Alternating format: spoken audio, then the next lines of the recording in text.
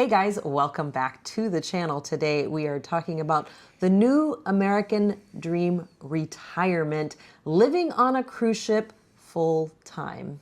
Yeah, living on a cruise ship is something that's gaining a lot of traction with a lot of people because it has become increasingly expensive to live a retirement lifestyle on land, and a lot of people are turning to cruise ships. So we're going to break down what they're doing, why they're doing it, how much it costs, and if you should consider doing this for a short time or a long time yourself. And I think the first thing we need to jump into is the viability of doing this from a concept appeal standpoint. And I think one of the things that really jumps out to people as to why you would do this is the maintenance-free lifestyle. This is different than just having a condo that you don't have to cut the grass on. This basically means you don't have to do anything. You don't have to cook. You don't have to clean. You don't have to drive. You're basically, your whole life is maintenance free on a cruise ship. Boy, it really does make a difference. You don't have to worry about, current maintenance. You don't have to worry about future maintenance. You don't have to really think about much. Food offerings are there for you. You don't even have to choose where you're going because wherever the ship stops, that's where you can get off. The only thing you had to choose is which ship you're going to be on, which seems like a pretty good thing to have to choose from time to time. So I think that that's one of the things that is making this incredibly appealing, like you said, is the lack of things to do and worry about. Now, from a cost standpoint, the average retired couple spends about $50,000 a year on living expenses, utilities, food, transportation, all that. And of course, that can vary widely from state to state or even country to country if you're not in the US like we are. So you do have to kind of figure out what that is for you. But a cruise ship can also provide that same price point for you if you want. There are tons of people who are living on a cruise ship for less than $4,000 to $5,000 a month. Now, there are also people who are spending more because they have that in their budget, and it is definitely doable for both sets of people. There are people who are even spending less. It's just going to depend on how you do it, what type of cruise ship you're on, and if you're using any perks to get those better rates at all. But I think the interesting thing about this is that it can be done for the same amount of money as living on land, but you do have to do a little bit of legwork to find the deals, get on the right ships, and be on ships that are more economical for you. Yeah, and I think that that's where people kind of get hung up. Sometimes they're like, oh, well, I don't want to have to go find a deal and constantly be searching. It's like, it's literally the only thing you have to do because everything else is going to be done for you when you get onto the ship. You're going to have, your food cooked for you. You can have it delivered to your room. If you get, a balcony room, you can be out on a balcony enjoying the beautiful views and just sailing, getting to meet all kinds of people. Even activities are on the ship available for you as well. Games, music, club, nightclub if you want to do that. So many offerings that honestly, having to choose, what the next ship is or next deal that you're going to get is very minimal, honestly, when you put it all into perspective. Yeah, now when we did this, we did live on a cruise ship for a while, a couple of years ago, and we did spend about $4,000 per month. Our strategy was that because we did not have a house or cars or anything, basically all of our expenses were coming to the cruises, and we didn't have any basically other bills besides that. So that made it very economical, and we took the route of looking for repositioning cruises and then stringing those together, because repositioning cruises across the Atlantic are always going to be the cheapest long cruise you can find. We were on the Carnival Venezia on actually the inaugural cruise. It was a 14-day cruise, and we spent about $1,400 total for that cruise. So that's about $100 a day. Now the next cruise we got after that was a little bit more, so that pushed us up to about the $4,000 range. We did do a few Royal Caribbeans, we did a Virgin cruise, and they were all amazing, and we did have an amazing time.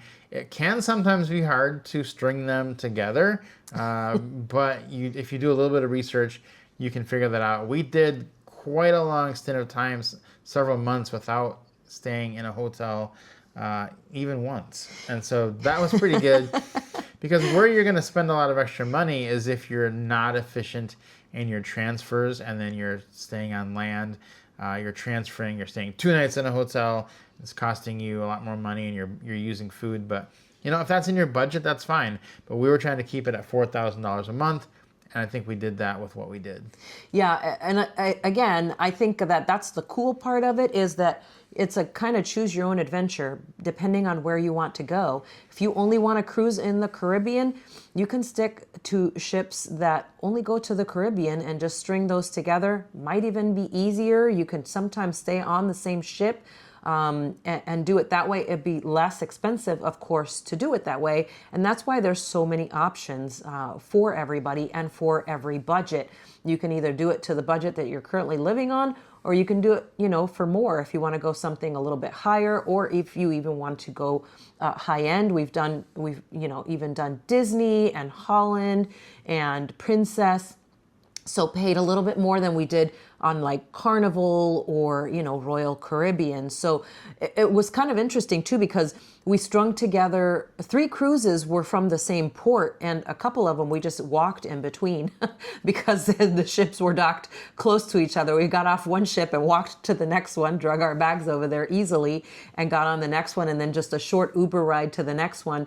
And then from there, I think we went to like Fort Lauderdale and got on our cruise ship there. That was one of our transatlantics. And then we came back on the Carnival Venezia. We ended up in New York, which was perfect because we were hopping on the train to get across the country. So you can work it all out to whatever schedule you want and wherever you want to go and wherever you want to visit.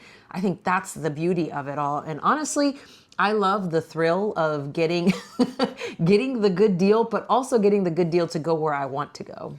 One thing they do need to look out for when you're doing this type of lifestyle is the additional costs that a cruise ship can tack onto you. And we try to cruise with as little additional cost as possible. So I'm talking about things like the drink packages and the Wi-Fi and doing specialty dining. Those are going to add up pretty quickly once you start cruising. But things like the Wi-Fi are interesting because you don't actually need Wi-Fi most of the time, because if you're on a cruise that's going to any port whatsoever, when you get into port, you can turn on your cell phone. If you have a data package like we use from Airalo, that will work. You can get on the Wi-Fi then. You really only would be off of it while you're at sea. And there are new products coming on board now all the time to help you get reliable internet on a cruise ship, not from the cruise line. And so that's kind of the thing. If you're signing up for 2 packages of the internet, that is going to blow your budget right out of the water. You need to decide upfront how you're going to handle being online, being connected. And there are a lot of ways you can mitigate those costs by either just using cell phone service or something like that. But do not sign up for several premium internet packages or your budget's going to be blown right from the beginning. Yeah, absolutely. That will definitely send you over budget. There's other things too that are offered for an extra charge, like sometimes activities and things like that on the ship that you can avoid if it's not something that you're entirely and wholly interested in. There's lots of opportunities for things at the different ports as well. Laundry is one that also comes into play a lot that people talk about. They're like, well, what about your laundry? Well, a lot of ships do have laundry services, self-laundry services on their ships. Some ships do not. The ones that do not, it's a little bit more challenging, but it's very easy to find a laundromat at a port, especially if you're living on a cruise ship full time. You don't have to enjoy every single port. If you've been to Nassau 100 times, you can get off and just do your laundry in Nassau.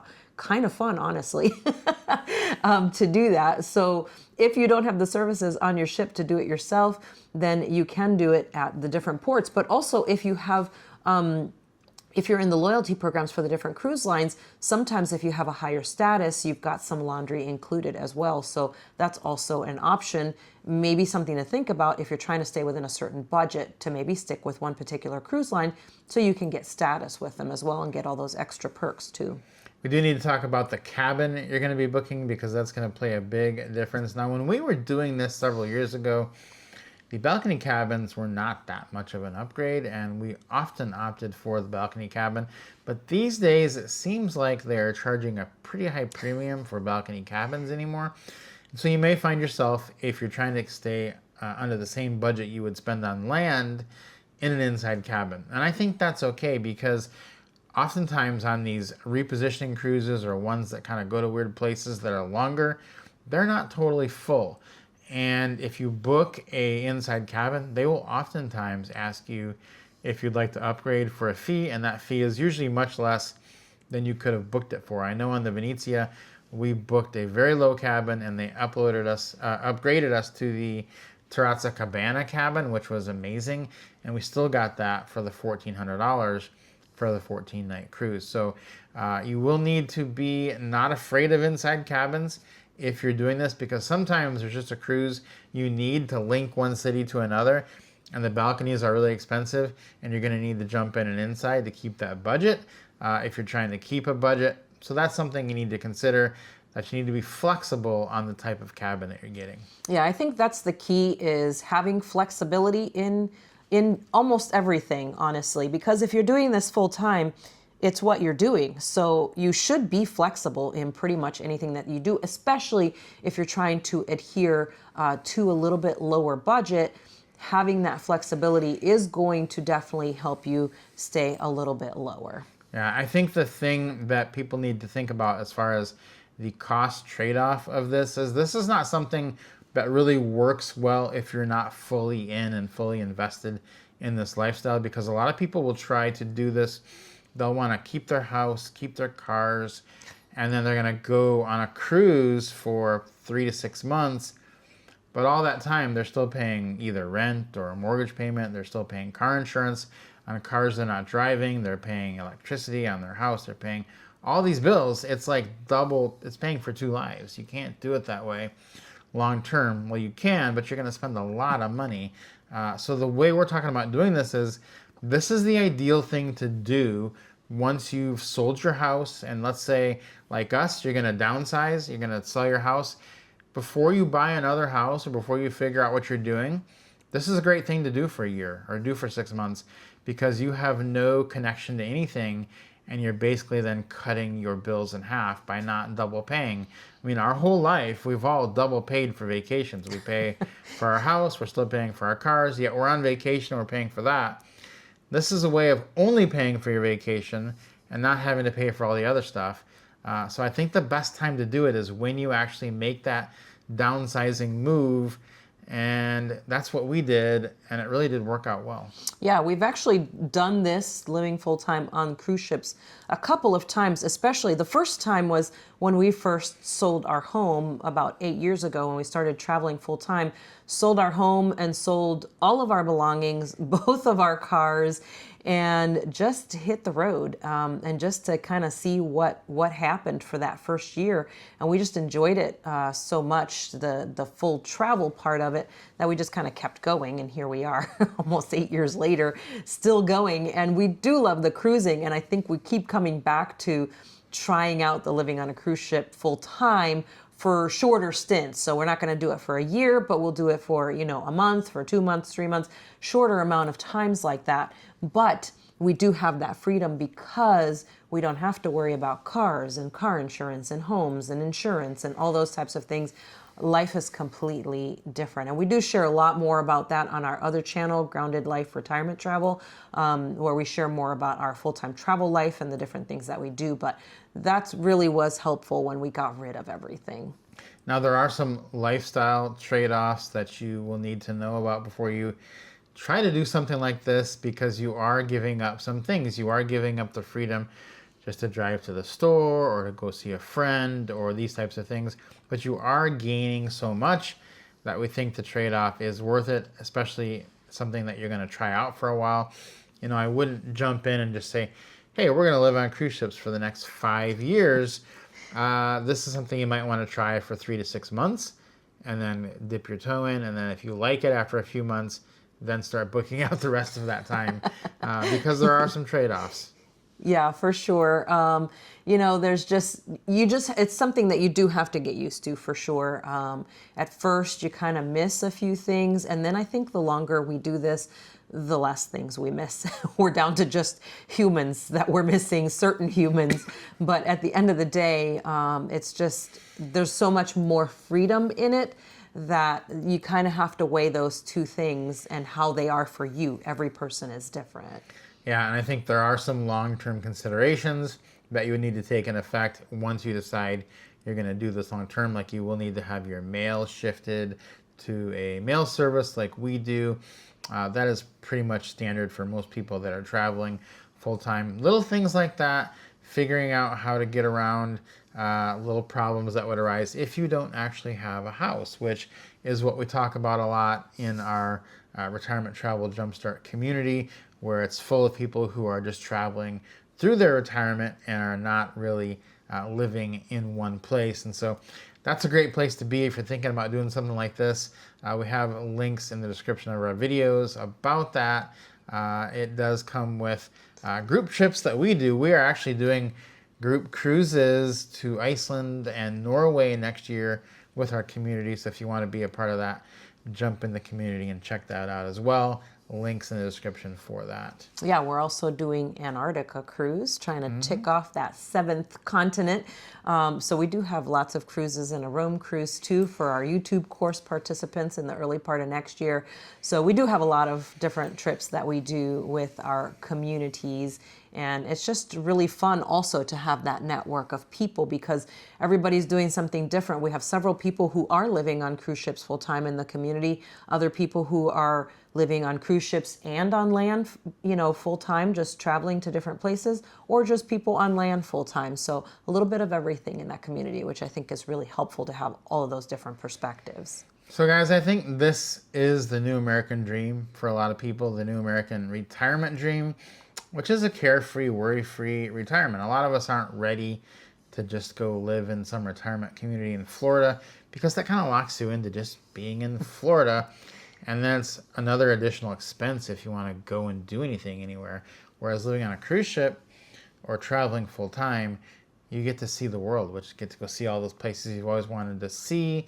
And it's a carefree way of doing it. No laundry, no cooking, no cleaning, none of this stuff. And if you can do it for even close to what you could live on land, it's worth exploring. You can do that, and you can even get some luxury if you're willing to spend a little bit more. Yeah, guys, hopefully this was helpful to you, or maybe food for thought. If you have questions, leave those for us down below in the comment section. Guys, if you enjoyed this, don't forget to subscribe to the channel, give us a like, and we'll see you next time.